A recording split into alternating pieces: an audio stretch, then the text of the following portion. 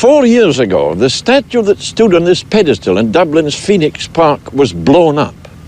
It was blown up because it was the statue of an Englishman, and the men who blew it up were members of the new Irish Republican Army, the IRA. What mixed emotions these initials evoke on both sides of the Irish Sea. Terrorists, patriots, idealists, thugs, emancipators, traitors, splendid, cowardly. The description depends on whether you're British or Irish. Only the bigger incidents of this border war were reported in the British press, but it went on an endless tale of explosions, burnings and ambushes for over 5 years. These raids tied down a big force of Ulster police, who in one crisis had to be reinforced by men of the RAF regiment. And substantial police forces were tied down south of the border too, in efforts to prevent raids and in constant searches for arms. Is the present inaction just a truce, as the IRA claim, or is it really the end of the border war, and a sign that IRA leaders admit hopeless stalemate? Listen to two leaders from the IRA. Joseph Christle is 33, joined IRA at 20 while a university student in Dublin, qualified as barrister and accountant, took part in border raids, was wounded in one, is believed to have planned the raid on Armagh barracks, planned the rescue from an English jail of one of 3 young IRA men sentenced to life imprisonment for the raid on Arborfield barracks, believed to have been court-martialed by the IRA because he disagreed with its policy on violence, is said to have formed and to be still leading a splinter group, works for the Electricity Supply Board. Does Joseph Christle think the border war is over for good?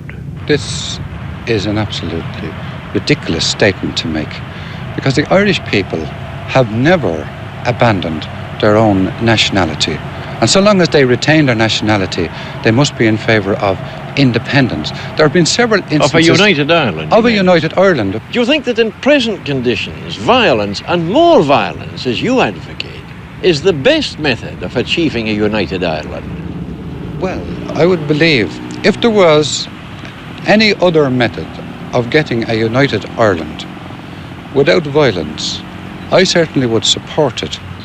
I believe that the only way to unseat them is to use violence and more violence, and to rally the Irish people, wherever they might be, in England and in America, to support this cause. And how would you run such a new campaign?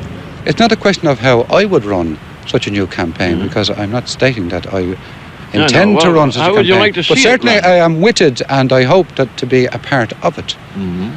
I would like to see it run on the lines of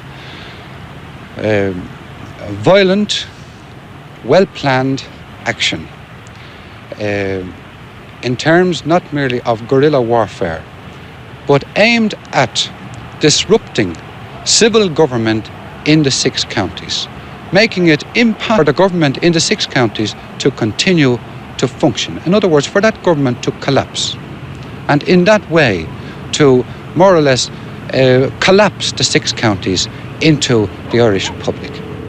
Thomas MacCuartain of Cork, aged 46, joined IRA at 16 in 1931. First jailed in 1935 for 6 weeks. When jumped one night by police, shot one dead. Was sentenced to death, but sentence commuted to 15 years jail as a result of political pressure. Spent over 8 years in jail, 7 of them dressed only in a blanket because he refused to wear prison clothes. Released March 1948 and began at once to reorganize the IRA after the collapse of the war years. Became chief of staff, believed to be commander in the field. Married with 2 children, now commercial traveller for a washing powder firm. Mr. MacCuartain, when the IRA called off their border war recently, one of the reasons they gave for doing so was that they no longer had the support of the Irish people, which I take to mean that in their view, the Irish people, by and large, repudiate violence as a political weapon now. Now, was this why you resigned from the IRA? No, the reason I resigned from the IRA was largely an internal matter in the IRA, and, well, not for public discussion.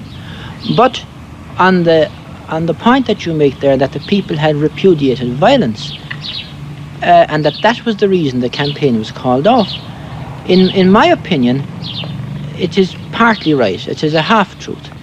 In my opinion, the Irish people in particular, and I suppose all people are the same, that if they see a certain amount of military success, they will begin to rally to a cause.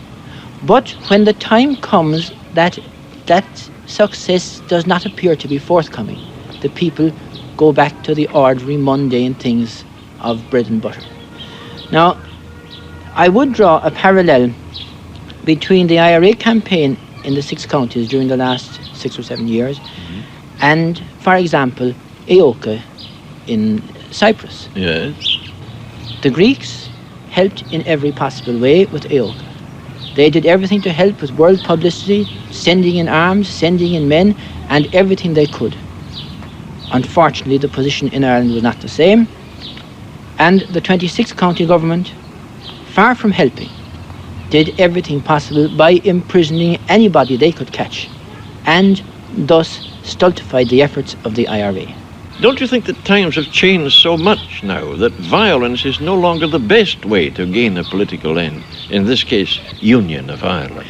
Well, now, I couldn't agree with you more that violence is no longer, or ever was, the best way, or the most convenient way, or the most comfortable way, or the most comforting way.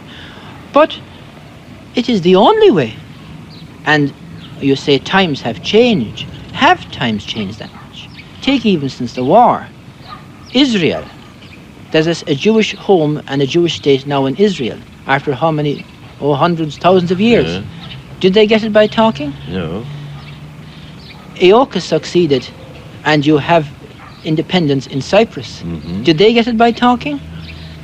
And Algiers, although it is not yet finished, well, there is a message for Algiers, and that isn't yesterday or the day before. It is right now that the Algerians have succeeded, not because terrorism was the wrong weapon, but because they had enough terrorism. And if the 26th county government had not stepped in, and, to use the expression of the young fighting men who did go to the 6 counties, had not stabbed them in the back, then who knows? The only fault that I would find with the campaign of the IRA in the 6 counties was that it failed. Irish politics and the Irish character are mysteries which the simpler British may never hope to penetrate. Who, for example, could explain this? Round the pedestal of the blown-up statue of the 7th Earl of Carlisle in Phoenix Park, they've planted roses. And what variety of rose do you think they've chosen, with a label to drive the point home? Orange triumph. Surely that would baffle even an Irishman. Good night.